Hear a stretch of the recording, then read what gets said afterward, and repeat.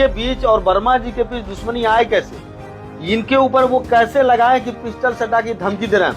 मामला तो सामने तब ये खुलासा हो रहा है कि ये देखिए, ये बकायदा एप्लीकेशन है 2023 का, जो इनकी पत्नी जेवर गिरवी रखती है और जो गिरवी रखने में जो मामला होता है उस दुकानदार और इनकी पत्नी में जो ये मामला बढ़ता है। जेवर को दबाने के लिए रीतम वर्मा ये हमारे प्रति ये हमको बदनाम करने के लिए एक साजिश कर रहे हैं कि ये हमसे जेवर न मांगे, इसीलिए मतलब इस तरह से हमारे साथ इस तरह से हमको ये फंसाने का काम किया जा रहा है, क्योंकि हमारे ऊपर कुछ मुकदमे हैं। इस मुकदमे को मतलब हमको दबाने के लिए इस तरह। नमस्कार दोस्तों, आप हमारे साथ देख सकते हैं रजनीश मिश्रा है, जो इनके ऊपर गंभीर आरोप लगे हैं और गोरखपुर में ही जो थाना एम्स पड़ता है, इसी एम्स के तहत इनके ऊपर जो है एक व्यक्ति ने, व्यापारी हैं वो, उन्होंने आरोप लगाया था कि 4 तारीख को कि ये पिस्टल सटा के उनको जो है धमकी दिए थे। कितनी सच्चाई है रजनीश जी जो आपके ऊपर आरोप लगा कि आप एक उनको धमकी दिए हैं रास्ते में जाकर, और इस तरह से पूरा मामला चर्चा में है? ये सब चीज पूर्ण रूप से हमें फंसाने के लिए ये साजिश किया गया है, जबकि इस तरह की कोई बातें नहीं है। वो 4 तारीख को हमारी बच्ची का टाइफाइड हुआ था, जो हमारी बच्ची ने फोन किया कि दवा के लिए, हम दवा के लिए 4 तारीख को यहाँ से दवा लेकर के अपनी बच्ची को दवा देने के लिए गया, और जिस समय ये बता रहे हैं कि 4:34 पे, उस समय हमारी गाड़ी वहाँ से निकली और कंटिन्यू वहाँ से निकल गई है।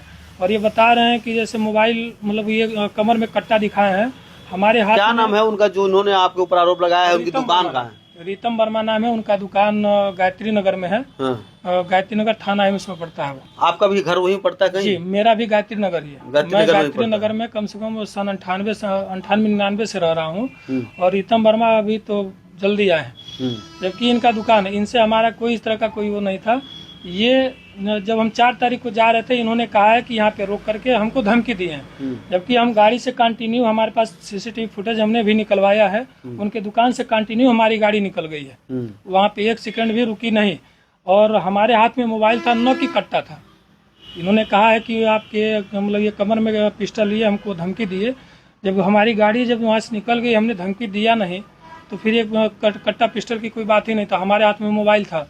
वहाँ से निकलने के बाद 5:48 पे हम फिर उधर से रिटर्न होते हैं, और एक हमारे मित्र थे, उनसे बात करना था कुछ जमीनी व्यवसाय के बारे में। उस समय हम गायत्री मंदिर के ठीक सामने मैं रुका था, और 6:03 पे ये, जबकि ये गए हमारे आगे ही 5:48 पे, रीतम वर्मा और अपनी पत्नी को बैठा करके मेरे गाड़ी से आगे निकले और बोले कि हमें आकर के यहाँ पर ये गंदे नाले के पास रास्ते में रोक करके फिर धमकी दिए।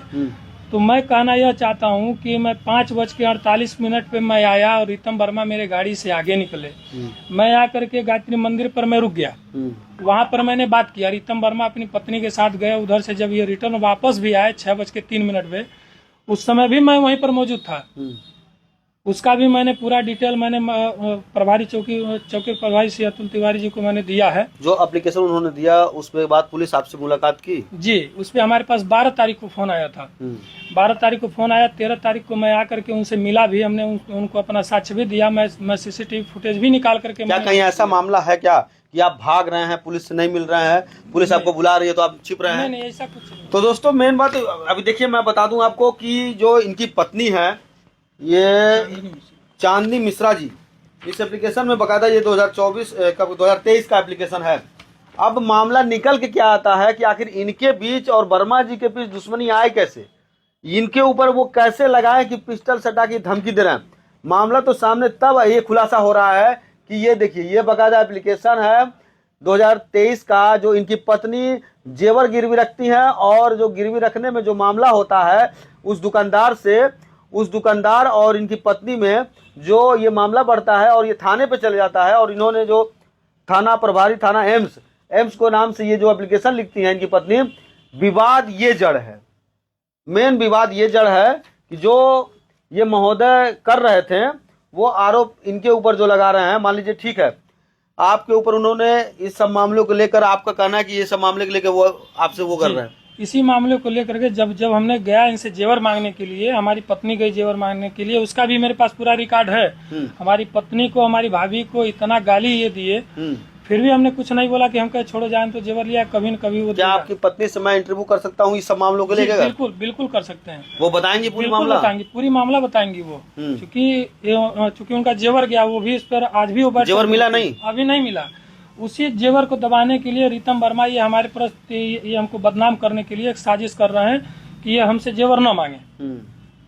इसीलिए मतलब इस तरह से हमारे साथ इस तरह से हमको ये फंसाने का काम किया जा रहा है, क्योंकि हमारे ऊपर कुछ मुकदमे हैं। इस मुकदमे को मतलब हमको दबाने के लिए इस तरह से किया जा रहा है। क्या करेंगे अब आप? पुलिस को अपना साक्ष्य पूरा ये सब दिए हैं? हमने दिया है, पुलिस को हमने सारा साक्ष्य भी दे दिया। पुलिस ने भी इस पे कोई कार्रवाई नहीं किया।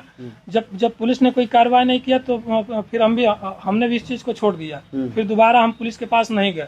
इस मामले में जो ये 4 तारीख का मामला है, 12 तारीख को मुझे चौकी पर बुलाया गया। मैंने चौकी प्रभारी श्री अतुल तिवारी जी से भी मिला। मैंने उनको पूरा फुटेज भी दिया। उन्होंने कहा कि आप अपना सबूत मुझे दीजिए। मैंने सबूत लेकर के उनके व्हाट्सएप पे मैंने भेजा भी, उनसे जा करके मिला भी।